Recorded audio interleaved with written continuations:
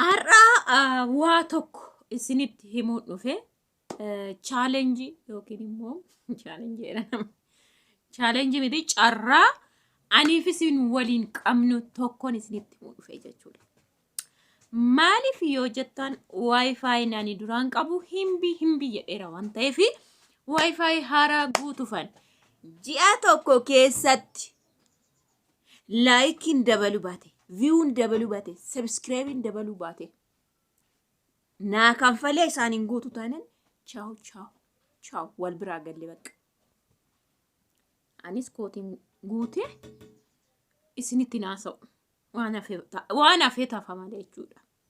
Maaliif maal gochiin isin faana ginginaree isin faana kan nanaasa'a jechaa jiru. Isin view qannastan. Ani hojii sirriin hojjedhu bahee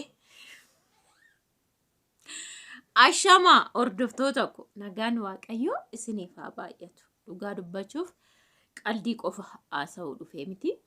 Isum dhugumaa haasa'uu miti normaalii haasa'uun dhufee kan walirraa nu faffageessu wifi dha dhiifama faana. Yeroo eenyu kana akka nama maayyibii ta'utti jira yeroo tokko Itoophiyaa keessatti akka maayyibii sin taatotuma beektanu jechuudha. በነገራችን ላይ ዋይፋይ ጉተደ ስራታን እንቀባቱ ያኒ ከወጋ ለማፉን ዱራን ጉተ ስሩማ ዱራኒ ያው ዱማታለ ዱፌ ጋሩ ዋይፋይቺ ዱጋን ሲኒን ጀዳ ሴሩማኑ ናውጀቴን ቤቁ ጉዩማ ተኮ ፎር ኤግዛምፕል ቪዲዮን ሀር አወራቤ ገና ቦሩ ገልገለ ዴማ ማሊፍ ሴታኒ አከሲቱ ቢዚ ዋነን ታይፍ ዳኢማ ፋኖን ታይፍ ኤዲቲንግ ጎዳ ማላን ጎዳ ኤዲት ጎዳ ፖስቲንግ ጎዳ የወንጀደ ኪክም እንዴሙ ጀቹዳ ገና boru gara ganama fa'i gadi dhiisu. Innaa sana ganama sana nan deemsisa jechuudha. Ganama sana deemsisee posting godhu. Maaliif namni ganama laalumtuun jiru jechuudha. Maalan godharee boru galgalan gadi dhiisa jechuudha. Akkasitti baay'ee natti ulfaata. Yeroo tokko immoo siqiqeen dhiisaa jechuudha. Dhugaa dubbachuuf ana wifiitu na rakkisa. Sana booda siruma waa'uma nu jedhu waliin na wallaalchisa jechuudha. Siruma waggaadhaas baay'ee na siqiqsee dhugaa dubbachuuf. Qafoodha akkan hin jenne ganamanii hojjeta alkan gadi dhiisu. Waan isinitti agarsiisu qafoo ta'e akkamitti hojjeta. Gaafa tokko guyyaa sa'aatiin an hojii qabu gadhiifamee hojjeta. Gizee naqee bilbila tuqee abadan. Bilbila laafiddan immoo daataa humna guddaa sirrii barbaada. Maaliif eewunsaa guddaadha waan ta'eefi. Bakka የሆነ አከሺ ቢያ ሳምሰንግ የኙ ከነን ዋንማ ዳታ ጉተታን እንደሙ ሚቲ jechuudha ጊዜ ባኤ bilbilachi dhufu humna guddaa barbaada network guddaa barbaada dhugaa dubbachuuf yeroo wifi fayyadamtais wifi gaariidhaan hojjetu isa barbaada hatta yeroo bilbiltaniyu garaagarummaa bilbilum namna si biyya keessa bitateef sinteessanii yeroo hojjettanii jechuudha kanaafi maal dubbachuun barbaade bakka guutuun barbaade wiixa duraa isa duraa muluma cufeen bilbila irratti guuta jedheeni hamma jechuudha. Hamma bilbila irratti guutadha jechuudha. Qafoo dhiise jechuudha. Qafoodha erga jedhani. Qafoon akkamitti jiran ganamaaf galgal sa'aatii 4 amma tararararar godheetuma gadi dhiisee hojjeta. Ani sa'aatii 4 boodan daataa ilaalaa haadha daa'imaa ta'ee jiru. Abbaa manaaf biraa godhadheen sa'aatii 4 booda taa'ee wifi ilaalaa sa'aatii ciisuudha deeman. Sa'aatii riba. Ganama immoo dubartiin wifi ilaalti mana dubartiin mana qabdu hin danda'amu jechuudha.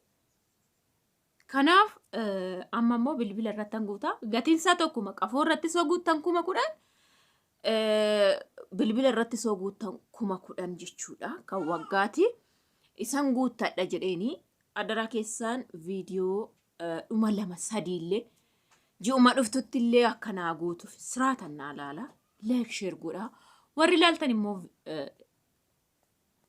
like godhaati share namaafis godhaa bira darbaa jechuun kiisii kooti baaseen man guutadhaan share gochuu sobatta ilaalu sobattan ani wifi Itoophiyaa keessa wamman nagaa qabutti wanti dhiisu hin jiru hin dhiifne kaleessas garuu normaalii waan man hojjedhu fuudhee yoon guuttadhe isa jedhu sinitti mukooti jechuun akkanumaan wifi guutee garuu kiisii koo keessa ammoo naa guuturra jechuudha malee nan guutachuun hinafu isin share like soo gochuu baata garuu walaa jajjabeessu na daraa keessan an baay'ee nagarrama dhugaa dubbachuuf yeroo tokko asiqi gara natti ilaali inni xatin kaameraa na jalaa jissita kaameraa jissita Margoota qaqqabbii dadhabnaan xarapheessaa qabee olii xata kaameeraa urgufamaa jira. Kun iddoo kana dhaabadhoo filaan. Kun dhaabadhoo chilaalee. Na. Hai balaችሁ. Hai እንዴት ናችሁ? አዎ እዚህ ጋር ይሄው nyaachaa jiru dhiyeetu. Giseen wandoo abbaa garaa taatee fudhate jedhe tartaraa haadha keeti. Washqadaa haadha. Hai jedhi.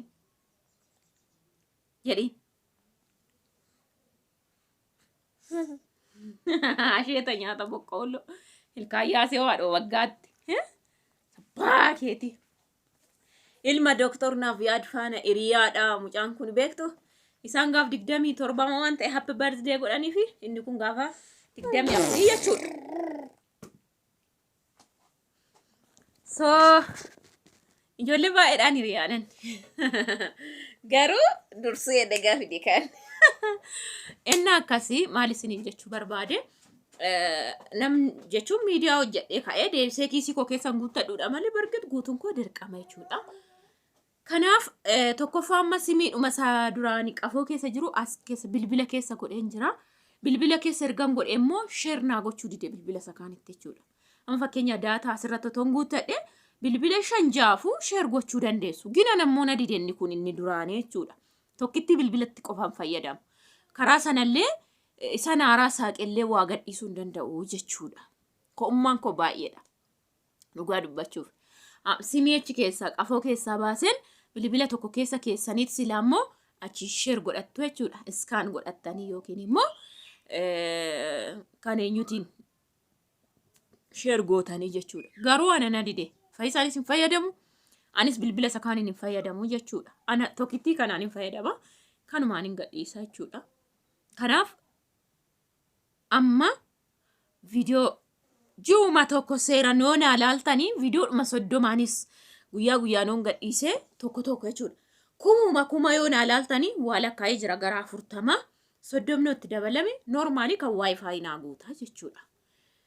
Yoo ta'u baates immoo kiisiin koo keessan baasa jechuudha. Yookaanis immoo jijjiiranii omaa gochuu hin danda'u waan ta'eef maaliif yuutuubii isa tokko poosti gochuu hin danda'u akkuma isinitti miqa footoo kicha kanatti irratti hojjeta waayifaayin.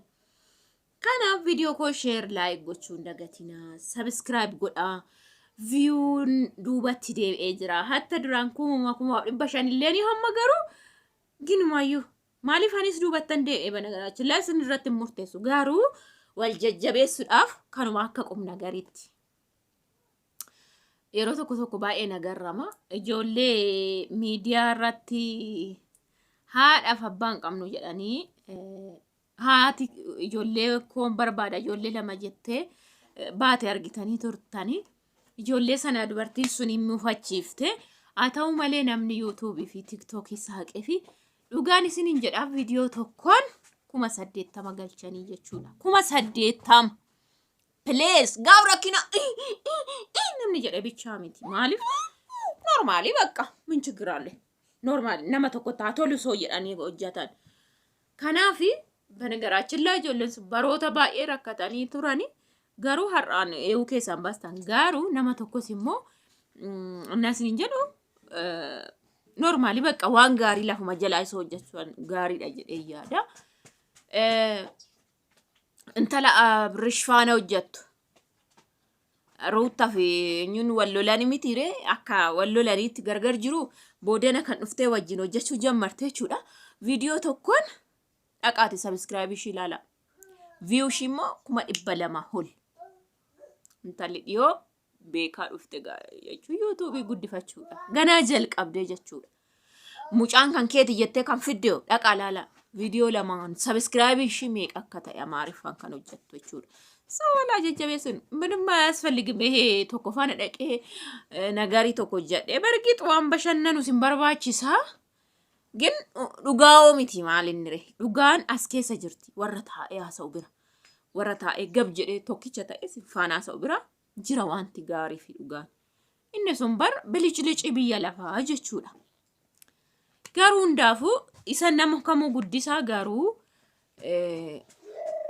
nama bakka akkasiin isiniin jechuu barbaadee dhufe isinirraa badee akkan isinitti deebi'uuf kana godhaa jechuu barbaadeen dhufe. Amma haadha daa'imaa naa taatanii chaarjariin kun hin cufaa. Kun cufe taanaan kaameeraa maaliin waraaba. Waraabee immoo nanas deebi'ee idiitiin godha. Idiit godhee adeemu yoo jedha akkuma isin jedha ganaa galgala eega. Galgala naa eege immoo maal gochii gadi dhiiftu halkan walakkaa. Ganaa immoo boru ganama gadi dhiisa jechuudha. Boru ganama san gadi dhiise immoo gadi dhiisee akka namni ilaaluun godhu jechuudha. Maaliif ganamaan maaltu ilaala? Karaa kasa'aatiin booda malee. Kasa'aatiin ganaa gadi dhiisa. Sanarraa waraabee waan isinitti agarsiisu ilaala. Kun hunduu sababa maalitii? Kan waggaa lamaan guuteeni. Garuu sababa teleeti, sababa rakkina biyya keenyatti. Homaa gochuu hin danda'amu. Namoonni baay'eenis akkas rakkachaa jiru. Amma qafoo irra godhe namni hundumtuu jechuudha. Qafoo bilbila ofirratti guutuu jammareera. Anillee kan waggaa amma kana booda waggaa nan guuta. Hin guutu. Ani yeroon suuqii jalqabe sanan guute waggaa lama. Kunoo mana keessa waggaaf ji'a 3 taa'ufan jira. Achi amma hojjedhe argitanii waggaa lamaan guute. Isa fuuldura waggaa lama guute jechuudha innaa sana. Gin sirrii miti jechuudha. Baay'ee dogoggora, baay'ee nama nyaatu. Daataa guyyaa yoo guuttan xab godhanii namarraa nyaatu. Teleen dhugaan isinii jedha baay'ee ulfaataadha. Ishumaa namni reefu sooshaal miidiyaa siraataan fayyadamuu jammaree sumaanuu bidda namarra buusu biyya keenya jechuudha. Namoonni baay'een miidiyaarraa kan badan sababa kanaati. Sagalee isinitti guddisu sheer laayik godhaa yaada qabdannaa barreessaa baay'ee.